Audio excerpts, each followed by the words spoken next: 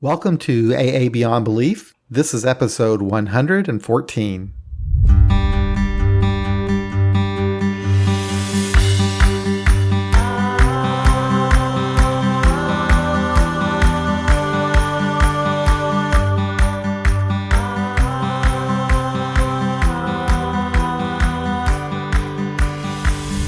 My guest for this episode is John H.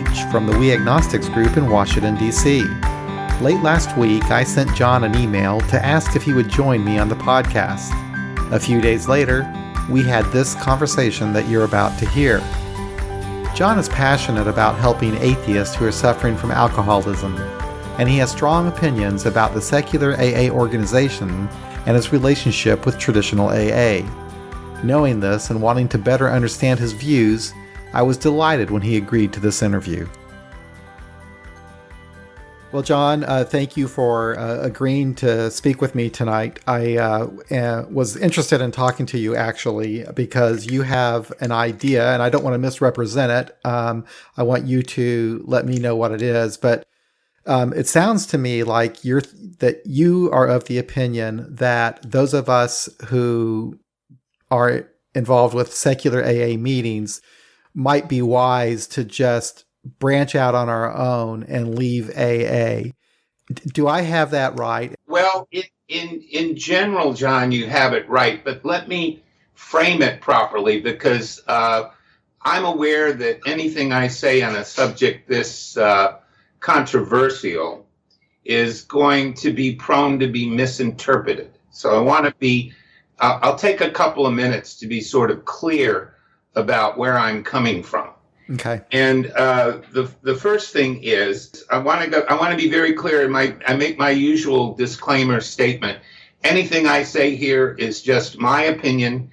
It doesn't reflect agreement or disagreement with any people that might be friends of mine or people that I go to meetings with or people that I publish pieces with or anything like that. This is just me. I only represent myself, and I don't represent anyone else or anyone else's opinions. These are just my own.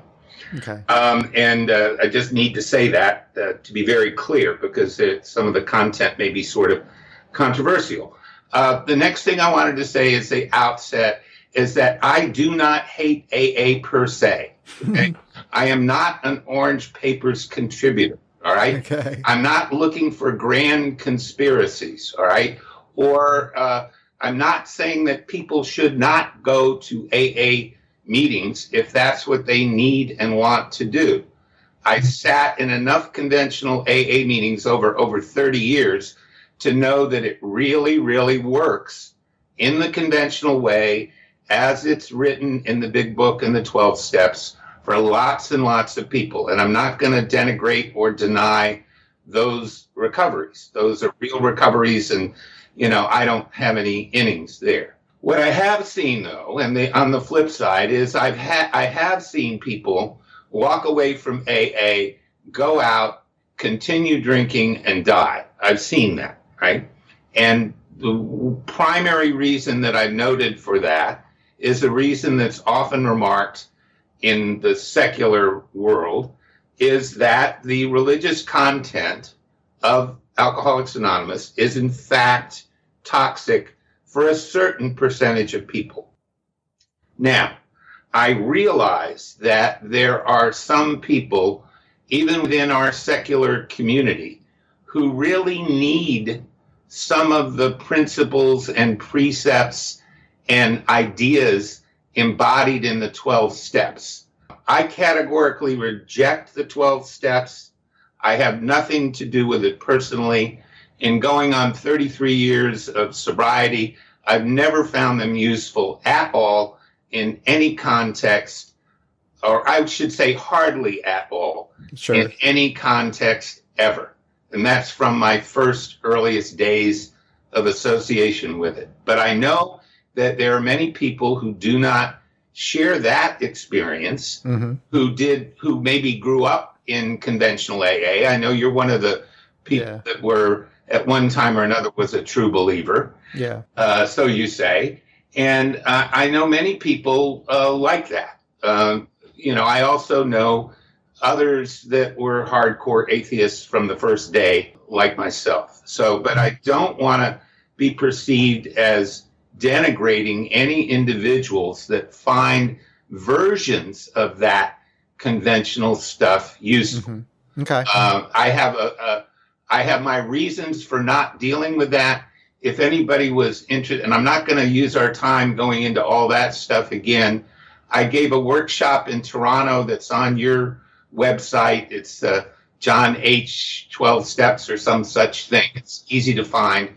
You put it up. It's on Atheistic AA as well, and I've got it on my own webpage if anybody wants to go there. But where I go into great detail about this whole steps business and what I think about it. Okay? Now, I got to a point with conventional meetings, and this went on for years and years and years. I was very lucky, given my opinions that I had. I was lucky that, a secular meeting was started in September of 1988 and basically saved my life when I was ready to go out because I was so disgusted with what I was hearing in conventional meetings. I was very lucky on that score. But even with the conventional meetings, I was very lucky with a location in which I went to conventional meetings in. I went to conventional meetings in Northwest Washington. Our friend Greg could bear this out for you. And I know you haven't been here that much, but Greg knows all about this, where, the tenor of the conventional meetings in Northwest Washington, D.C., due to the profile of the people that attend them in general, is very liberal, very open. I experienced very little of the shunning and the bad things that people report by coming out atheist in other parts of the country. I was very fortunate in that regard. So it was relatively easy for me to sort of slide in and have friendships in conventional AA. And actually, it was sort of good for me at the beginning because I did form some friendships that have lasted all those years. There are people who didn't drink and didn't die, who I still communicate with regularly. Just last week, I was communicating with a friend of mine who I've known nearly 30 years about another friend of ours who, unfortunately, after a number of years of sobriety, is out on a very desperate slip. It's gone on. I won't go into that, but it's a very serious, life-threatening situation. And we were working and thinking together about how and what we could do to help someone. So even now, some of those folks are still, he's a very devout Christian in his own way. So, but we are good personal friends. So I'm not going into the religion bashing or the people bashing business, but what I am about to say is that I finally came to the conclusion that I was a hypocrite, that by sitting in those meetings, in the very framework of those meetings, that I wasn't being honest, fully honest with myself. Because when I critically analyzed the content and the ritualistic behavior and the readings and the desire to have step meetings and the desire to have big book meetings and all the stuff that went with it, I really wasn't being honest, being a part of that fellowship. Okay, so, you're talking about traditional AA meetings. Correct. Okay. Traditional AA meetings. So as a personal decision, a year or so ago, I quit. I left. I will never attend another conventional AA meeting. Okay. So technically, I'm not a member of that AA anymore. Okay. But I very much consider myself to be a member of what is now called secular AA. Okay. And in the process of thinking about what secular AA is and isn't, I came to the same conclusion about secular AA that I did about my own personal involvement in AA proper. Because when I look at what I hear most people in secular AA talk about and say they believe, I find myself, you're going to find this very amusing, I find myself with a set of agreements with some of the things I've heard our buddy Clancy from the Pacific Group say. Clancy very, very definitively and definitely says, if you don't believe in God, you're not a member of AA. It goes further and says, I'm sure you've heard this stuff, well, you're not really sober, or you're not a real alcoholic, or Yeah, I've heard that crap. it goes on and on from there, and then the Joe and Charlie show and the Ghost of Sandy Beach and all that other craziness. Okay. I came across that quote from Clancy somewhere. I normally don't pay any attention to, really insane cults like the Pacific Group. Right. I mean, that's just a level of insanity I don't even want to begin to talk about. Yeah. That stuff is just completely bunch of whack jobs, like the Sandy Beach cult was when he was alive here. But, I looked at and I said, Clancy's right. Okay. If you don't believe in God, you have to reject religion. And I firmly believe, and this is another thing that I'm sure will set some people off, but it's my personal belief that AA is a religion, first, last, and always. Well, the courts have ruled it as such, haven't they?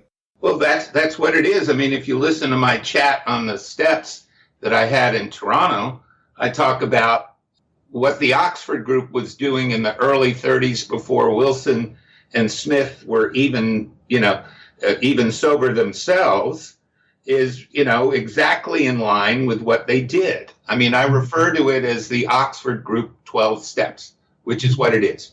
And that's a religion. And I reject it.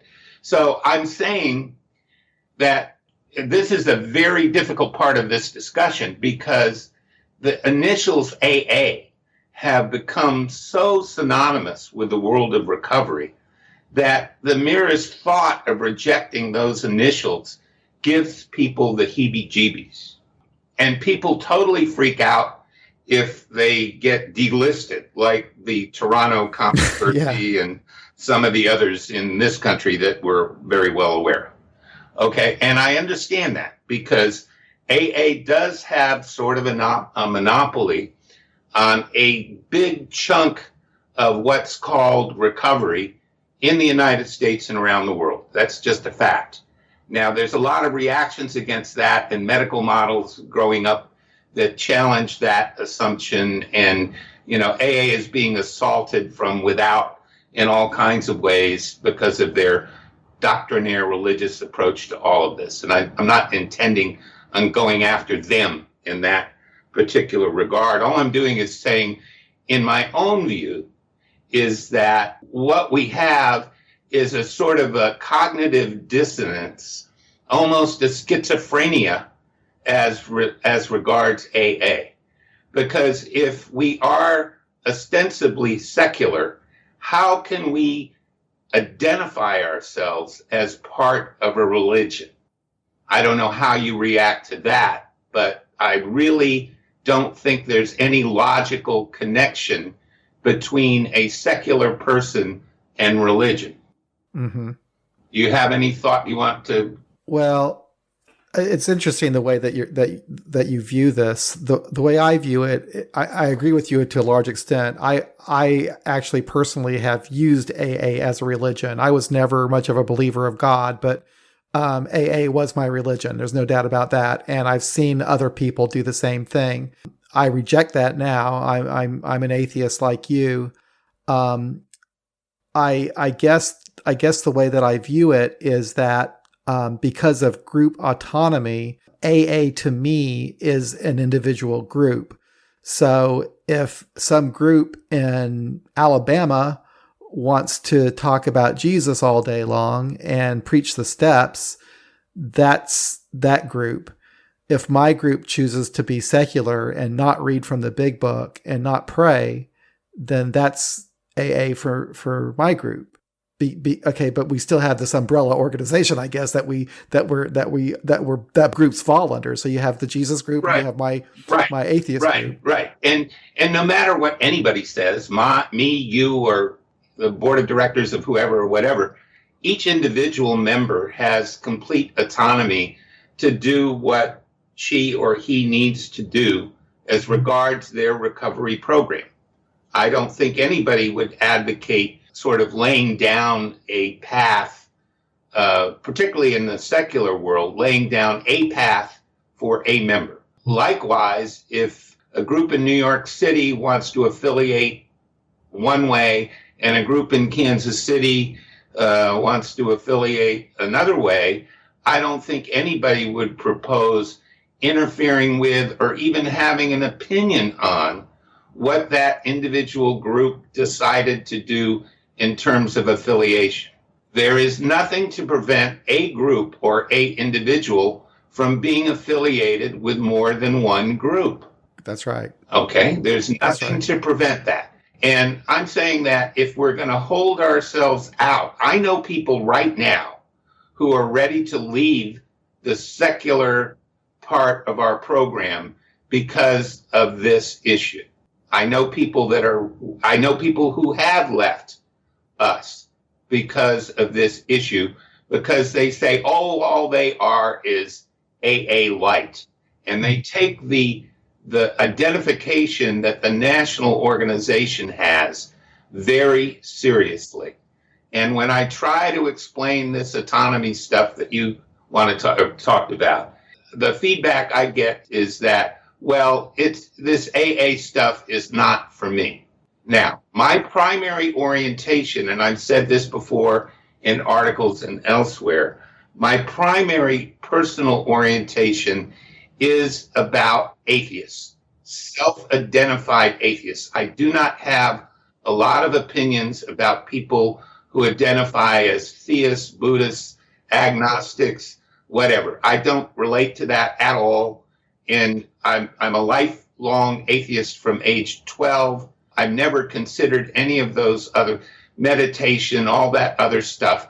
I've never personally had any consideration for any of that stuff at all. It's basically meaningless to me. So if people want to go and do that, I don't have any problem with that. But what I'm worried about is the hardcore atheist that is so revolted by this religious affiliation that the initials AA imply, and could be so revolted by I've been in secular meetings where people have recited a version of the 12 steps. That I've been in a secular meeting where they started up with a meditation thing, and I had to walk out. Right. Okay. See, I wouldn't like that either. Well, I've seen it. I could tell you where. I'm not going to go into the geographic. No, that's areas. okay. I know that different groups do things like that. I think we know the geographic area where this is very common, but I'm not going to go into that. But I've seen that, right? I've seen recent programs for conferences and such that are not our national conference that just blow my mind with all of that stuff. Now, you said something that's interesting to me. You said that there are people who are leaving secular AA, but what exactly are they leaving? Well, they're looking for a solution that does not have the initials AA attached. Okay, I see. So even if they have a group like my group, for example, we don't read the big book, we don't pray. I think it's a very secular group, but it also has the AA initials. We're Alcoholics Anonymous. Some people react, but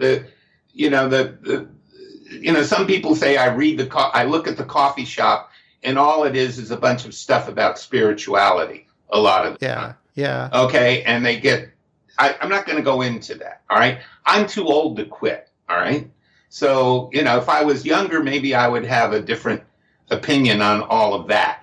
But I'm staying put until I drop dead, and I'm trying to come up with a way to mediate, because I think our national organization, what happened in Santa Monica, going on 6 years ago now, that what happened there is, or was it 5 years? 5 years ago, what happened there was just extraordinary, because we finally, this disparate, lonely groups of isolated atheists or whatever else they call themselves came together and knew that we could do it together.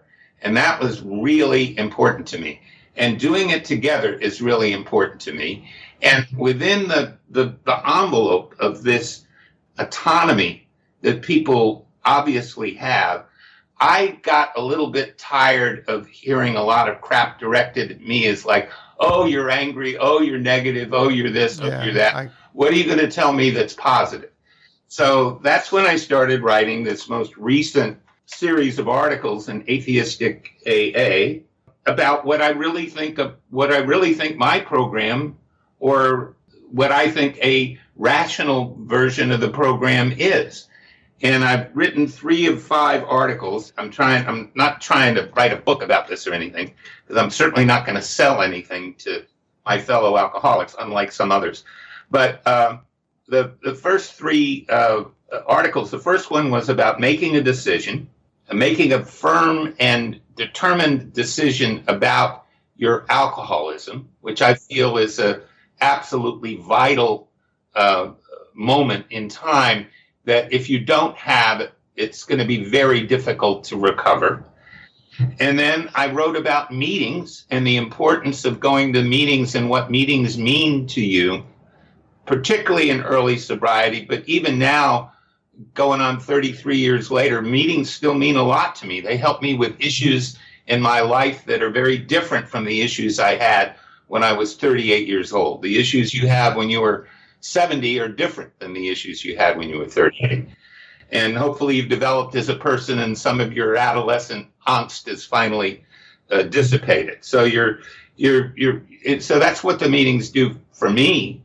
They help me in my life, okay?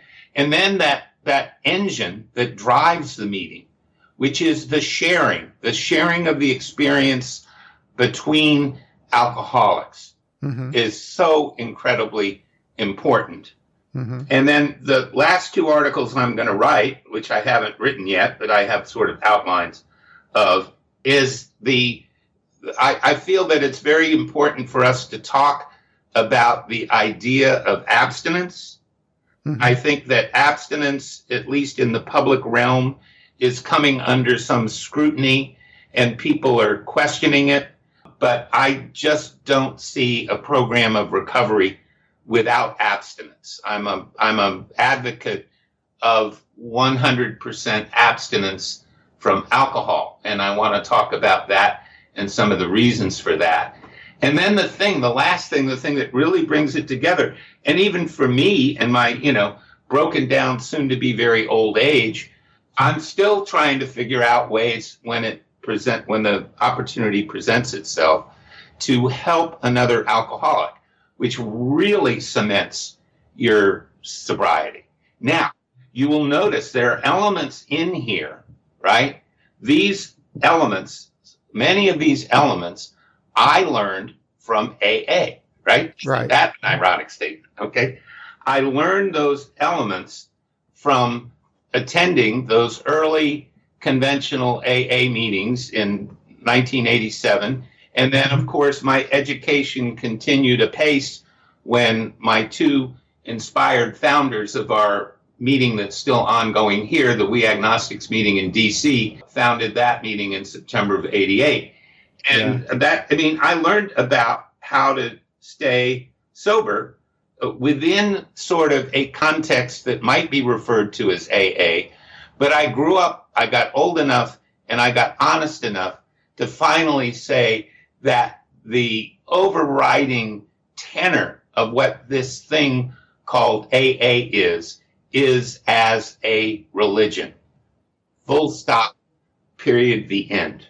So let's say that we decided, everybody, all these secular AA groups that are all over the world right now, let's say they all decided, okay, let's get this AA out of our name. We're now going to be secular recovery. We're not going to be. Okay. He is the only logical name for what we actually are. So if we do that, how is that going to change anything? I mean, well, it's going to change our statement of purpose, which is not to kowtow and be subservient to the General Service Office in New York, to be more worried about the AA International Convention than we are about our own very excellent upcoming convention in 2020 in DC, and to not spend as much time masticating and massaging and dealing with AA literature that is virtually meaningless to many of our members that maybe we'll be able to focus and help people get more focused on what we're really all about, which is recovery from alcoholism and addiction, not dealing with the minutia of somebody else's alien organization, which is what it, to me, it's just, it's like, a bunch of Martians that I have to do translations from. All right. Well, I think that our dislike of AA literature is pretty much agreed upon for most of us. I mean, now there are some exceptions, I guess. Like some people might like that God Word pamphlet, some don't. But pretty much universally, we all pretty much reject the big book. That doesn't speak to us. The 12 and 12, that doesn't speak to us. I think that's one thing that the secular groups have in common is we don't use those books. We don't worship those books, like traditional AA does. But, people within when that God Word pamphlet came out, and then that ridiculous grapevine thing, that One Big Tent book came out, there were people that were actually worshiping those things. And when I had the temerity to write, I wrote, the reviews are up on Atheistic AA, if anybody wants to take a look at them, or I reviewed both of those publications, and one person who will remain nameless, who I thought was totally unflappable, became almost unhinged with me because I had the temerity to criticize this ridiculous God Word thing from the United Kingdom. And I won't go into the particulars of that. I wrote those articles that anybody that would be interested can look and see. So what I'm thinking about though, John, is like, okay, so all these groups already, most all of our groups, our secular AA groups don't bother with AA literature. So, I mean, how is not being, so we're our own thing now. We're secular recovery. We're no longer AA. We're still not bothering with AA literature. I guess the only difference is we don't have that connection to the General Service Conference. And, as a formal kind of thing, because that's not what we are. We are not them. We are something, in general, we are something else. But that doesn't take away anybody out in the hinterlands or anywhere who feels this emotional connection to these initials from dealing with them. I mean, I will tell you this: there is a disconnect between us and traditional AA people. I've gotten to the point, I think, where you are, where I cannot tolerate a traditional AA meeting. I can't stand it. And if I sit and talk with a person who is in traditional AA and they talk about their recovery, and it's usually by quoting from the big book and talking about God, I just cannot relate to them. I don't want anything. It's not for me. Okay. It's totally not for me. So, I mean, there's already kind of a division, just socially, I guess, that I can't relate to those people, and I guess they can't relate to me. So that's why they have their groups and we have our groups. But do you think, I guess maybe what I'm thinking is that what happens if one day the number of secular AA groups outnumbers these other types of groups? Or do you think that could be? Number one, we live in the United States of America, not Sweden, Norway, or Denmark, or Finland, okay? That will never happen in the United States of America, or I believe in Canada. That just won't happen. I mean, we're not going to be demographically significant enough to change a religious organization like AA from within. That would be like me joining the Baptists and trying to get the Baptist convention to change. It's just ludicrous. So a few years ago, I had this thought that, someday we would need to get a divorce from AA, that someday it would just get to the point where the differences are irreconcilable, and we would just have to do our own thing. We'd have to start our own service organization and everything like that. That's what we've done, John. Yeah, I guess in a way we have. We've got the secular, we've got our own meetings listed and all that kind of stuff. Yeah, Courtney tells me we've got 500 listed meetings, right? And we've got an ever-growing internet presence. We have, independent outfits like yours getting lots and lots of hits and people reading lots and lots of articles and listening to things like this. And I think I don't know if I'll be around to see it. That's why I'm going to just talk about the timelines here, because the process of growing up, becoming an adult, is lengthy, and people grow up at different rates. And this organization is sort of analogous to probably still sort of an unruly teenager and struggling to become a member of the adult world.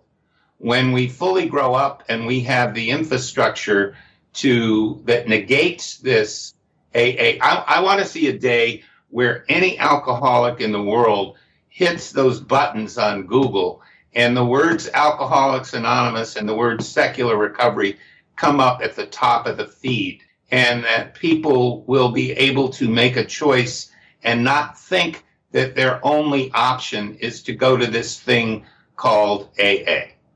And I think that time is rapidly approaching, maybe not in my time, but certainly in the time of the younger people that are in the program now. So I would say the majority of the people that attend meetings at my group are new to Alcoholics Anonymous. They have not been to a traditional AA meeting. They wouldn't go to a traditional AA meeting. They came to our group because we were secular, specifically for that reason. And I don't even know if they even think about or even care whether or not it's AA. We call ourselves Alcoholics Anonymous when we read the preamble and so forth. And some of them work the steps, some of them don't. It just seems like we're in AA, but we're still doing our own thing. And people who want our secular meeting will find us. Well, let me turn it around a bit on you at the end. What good does AA do us now? What good are they to us? What use?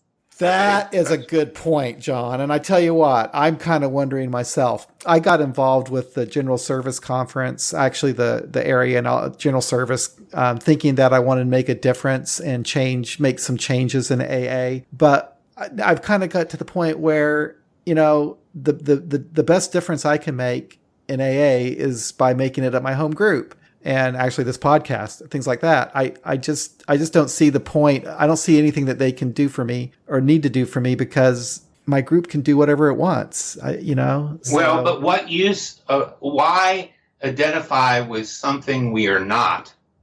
And why be hypocritical about it? Now, I have a theory that, well, there's two things. There's a lot of people around who still have a deep emotional attachment to AA, and I sort of get that. I had an emotional attachment to my own home group because of the friends, until they got so old, they retired and moved away or died, that we used to sit around and have coffee with after the meeting. So I understand. I probably have that. I probably have an emotional attachment. Yeah, I understand that emotional attachment, and that can be profound. And the assumption in the wider world is that for some reason, AA and Bill Wilson and Dr. Bob established the gold standard in the recovery business. And a lot of people make a lot of money promoting that idea. So there is a lot of propaganda out there regarding this, and it's profound. And also there's the issue of the listing of meetings. Up until recently, I would have agreed with the statement that it is vitally important to have your meeting listed in the local AA directory, that it is almost of paramount importance to have, maintain, and promote that listing. And it's still sort of true, but as we grow, as you know more about the digital footprint than I do, of course, because you're in the digital footprint business. Well, not business, you're in the digital footprint service delivery end of this thing. So you know a lot more about that stuff than I do. And I think that it all is a matter of access to information and how prominent our version of recovery is. And we don't really, and the great thing about us, I think, is we don't really have a version of recovery. That people really have the latitude of finding a version that's suitable to them. Exactly. I went through some things that I've learned in, 32 plus years of going through all this stuff. Some person may agree with the important points that I came up about what recovery is. Some people may disagree. All right. Sure. We're going to see more science-based activities, I believe, at our next convention here in DC, along with all the traditional, very wide range of opinions that we've always had at our conventions. But more rational approaches are getting more currency in the wider world. And more people are questioning this religion business, right, as regards AA as being some sort of gold standard for recovery. You were talking about the listings on the websites. That's pretty much a thing. That's not how people are finding us on the traditional AA websites. They're finding us through the secular AA website, and they're finding us through our own individual websites. So when people are looking for an AA meeting and they're an atheist or an agnostic, they're going to look specifically for something that has to do with a secular approach. And that's why they're finding us. They're finding us on the secular AA site, or they're finding us through our own individual group websites. That's just the way it is. So that bodes very well for the future, which beggars the point of this whole conversation we're having on your podcast today, which is, why don't we call ourselves what we are, which really is something like secular recovery? Why don't we just do that eventually? Now, I'm not hallucinating, and I don't think that this sort of change will happen overnight. And personally, I won't be, there'll be enough controversy coming up at the next convention regarding certain activities that the board of directors has already floated that will come up for discussion and vote there.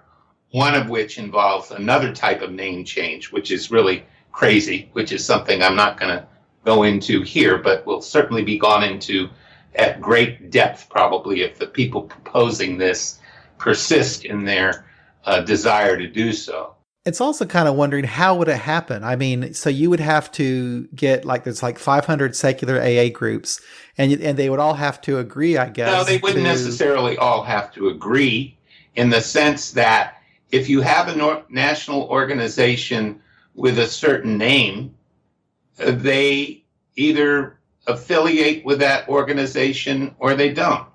And I would suppose that there would have to be an argument that would be strong enough and persuasive enough, which is yet to be developed, so that most groups and most individuals would say, yeah, that's a good idea. But even the people and the groups that would want to stay closely affiliated with their local area assembly and New York City and all that other stuff, they would be more than welcome too. Just like a Christian, a Buddhist, or a Unitarian or whatever is totally welcome at the meeting I've been attending all these years. Well, it's like anybody, though, anybody can go out tomorrow and create an organization called Secular Recovery, build a website, and then they can list all of the secular AA groups. Yeah, that could be done, but I have no interest whatsoever in building a parallel organization. If I was 35 years old, maybe the answer to that would be different. But personally, that's crazy for me. I would never think of doing that. I don't want to do that. I think that within the envelope of what we've done, I've been to all the conventions. The last time out in the run-up to Toronto, I was, I believe, the only one that went to all three of the regional meetings. And even though much of what I saw in some of these places I didn't personally agree with, I saw the passion and vitality and the excitement for, in general, bonding with other secular people in recovery. And I think that's sort of the magic sauce that's created the rapid growth in secular meetings. Now, I think people have problems with definitions. I think people are confused. This is just my own view. People are confused about what the word secular really means. And, some people haven't really thought it through. But that's just individuals. So the definition of secular is of the world, temporal, right? Nothing to do with... Right. And the word spiritual has another definition, and it has to do with religion. So see, I agree with you like that. I'm totally in line with you on that. I don't use spiritual language. I don't have any use for that. And I would also agree that spiritual is not secular. But what are you going to do about an atheist who says, I am spiritual, and he's going to be talking spiritually? We say, but please come to the next convention and put on a workshop. That's what I think. And they do. That's right. Okay. I mean, it's just like there's so much diversity amongst And you're us. more than welcome. And that's why I want to put in a brief sort of, we're getting probably toward the end of our hour here. I want to put in a brief commercial about the 2020 International Convention ICSAA, which will take place here in Washington the last week of October 2020 in the Washington area, just a few blocks from where I am right now at the Hyatt Regency in Bethesda, Maryland. And everyone that's listening to this that has been to a convention knows how good, they've all been good for different reasons, and they've all had great points for different reasons. But here I think that Greg your friend there from who lives here in DC and Kansas City, he's sort of a dual town guy, is putting together a really exciting program. And we have a fact-based person from NIH, the head of the National Institute of Alcoholism, will be coming to speak to us as a keynote on Saturday night. And there will be many other speakers with many divergent opinions there. This is not a one-size-fits-all thing. This is a very open forum, as it's always been, and I have great hopes for us hosting a really great convention here. And I'm hoping you'll get Greg on soon to go into that. Yeah. Yes. In fact, I'm going to talk to him tomorrow. He's going to come to the meeting tomorrow night, and maybe we might go out afterwards or talk afterwards. Yeah, because he's the head of that effort. I'm just a willing helper. So talk to him about all the details regarding it. So have I let you make your case? No, Do you feel like you've made a good... I have to pat myself on the back. I think I've been remarkably restrained. Don't you? I use very little of my 60s favorite 60s words from the hippie days, right? I have, I'm well known for using salty language in these contexts. I think, did I cuss even once, John? No, you did not. Man, I'll tell you, I must have had a spiritual experience.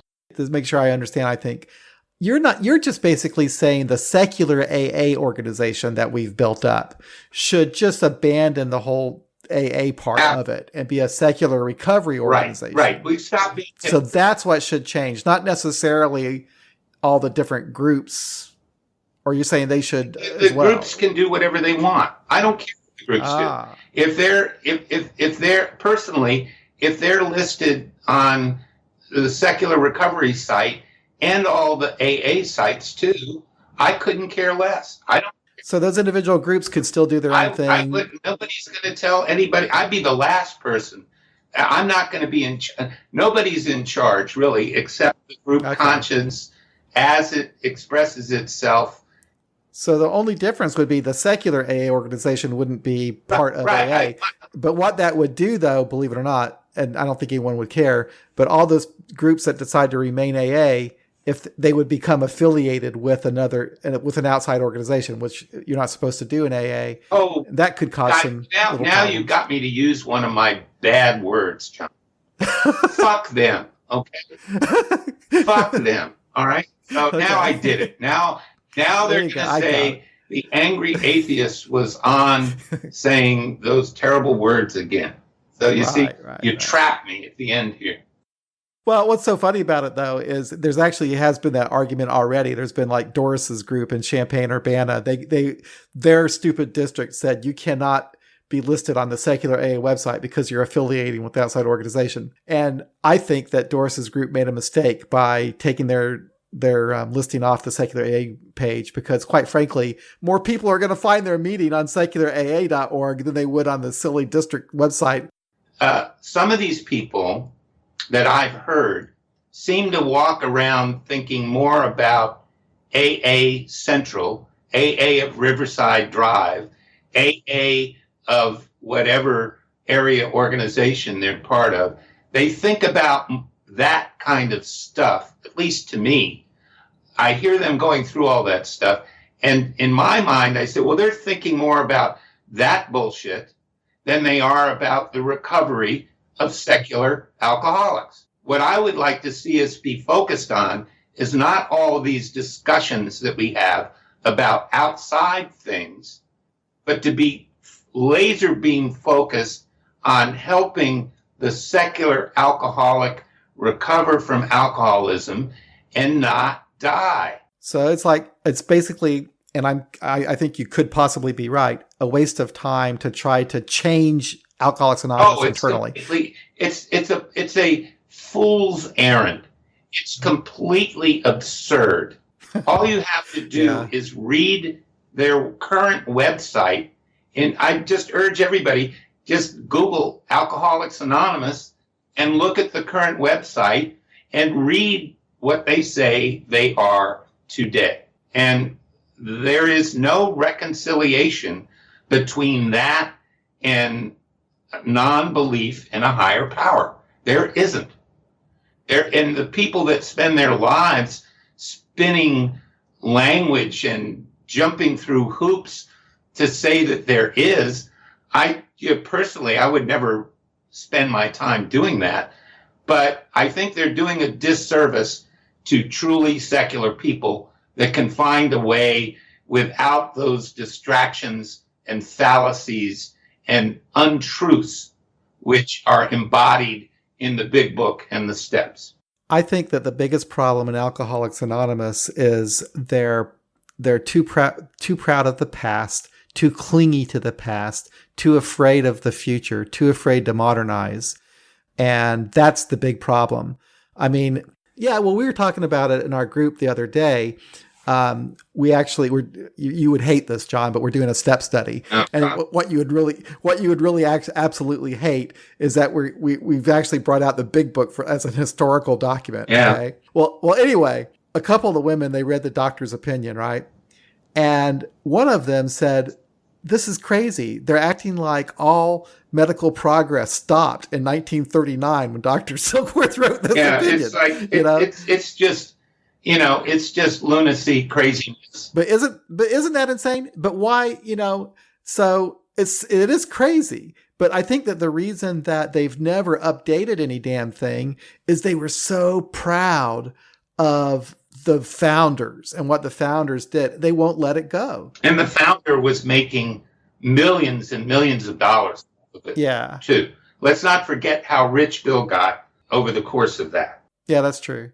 But I think that's the thing, and I see that here locally too, is almost this fear of technology, this fear of even trying to do something that might be outside of what would normally be done in the past. And I think, I have hope, I guess, that culture can be changed.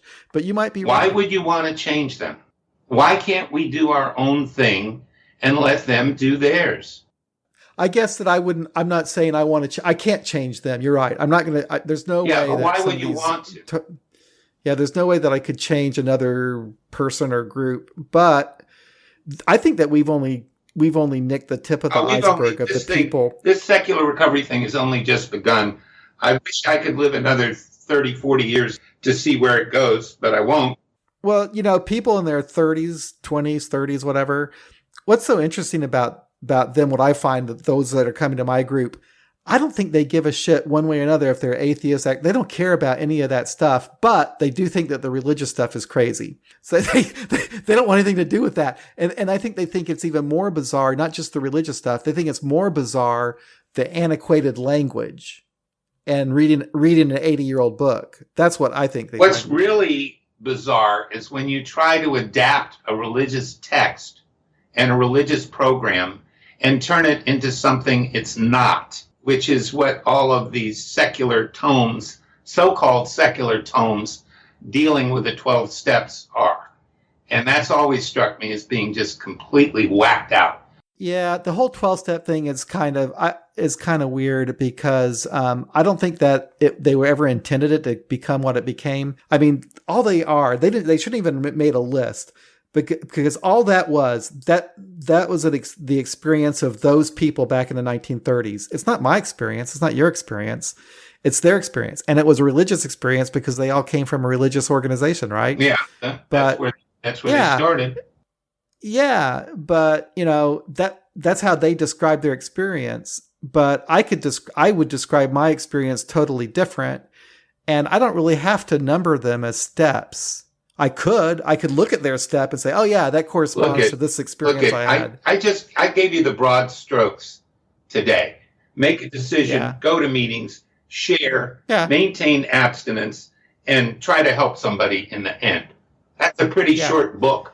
Yeah, so crazy me though, I can say, oh, those are the steps right there, John. I can tell you. It's all horseshit because God, now you've got me going. I've got to moderate now. It's fallacious. That's a nicer way of putting it, because you can't make a religion secular. It's impossible. If you want to know more about that, listen to my Toronto talk.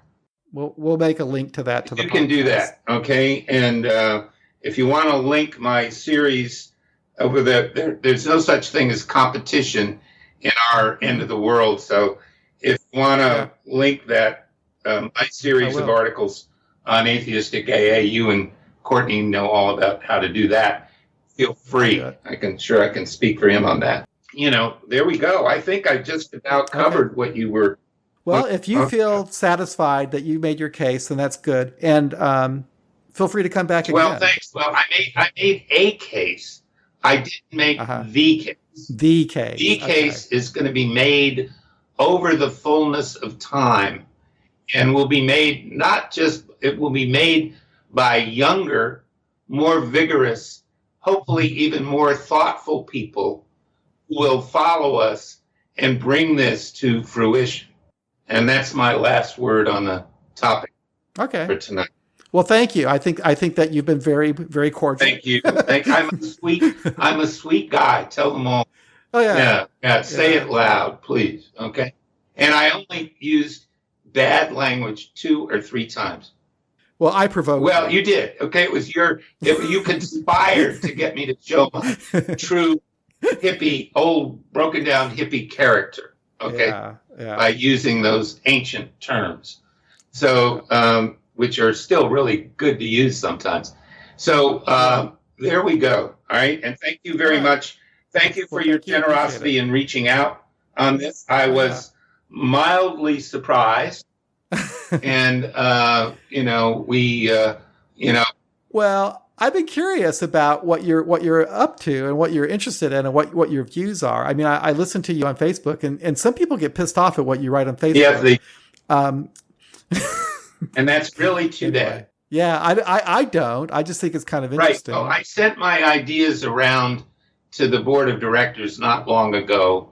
I think you probably got a copy of that. I'll have to read that. Unfortunately, I'm not a very good board member. I've not been paying attention to things. I was asked to give my thoughts directly to them, and I did so in writing not long ago. So, well, you're gonna be one of the speakers. Oh, I'm sure, inevitably. At the Detroit thing, right? I'm not. Oh no! I have not been invited to do. I offered to provide my services for my usual low fee of $0. Well, I thought you were, but maybe one of these jobs. No, I was not invited to do that, and I don't anticipate that the people that are on that particular committee will invite me. But I am going to show up there. It will be. I don't go to AA meetings anymore. Conventional AA meetings anymore. But I am going to show up there as a observer. I have to ask them if it's even a sure thing that we're going to have speakers at that 2020. I offered to talk on Detroit to speak on One Big Tent, and I had deafening silence. Well, if people are afraid of controversy, what they shouldn't be, it's okay to go to an AA meeting and say something's bullshit. Yeah, that's okay. I don't care. I mean, okay. I'm just going to do my own thing until I can't do it anymore. So that's just the way it's going to be. All right, John. Okay. Thank you. Well, that concludes another episode of AA Beyond Belief, the podcast. Thank you for listening, everybody. If you would like to support the podcast, there's a couple of things you might consider doing. You can visit our iTunes page and leave us a positive review. You can make recurring contributions at our Patreon page by visiting patreon.com/AABeyondBelief, or make a small contribution through PayPal by visiting our PayPal page at paypal.me/AABeyondBelief. It's not necessary, but it does cost money to produce the podcast, and we'd certainly appreciate it. Thank you so much for listening, everybody. We'll be back again real soon.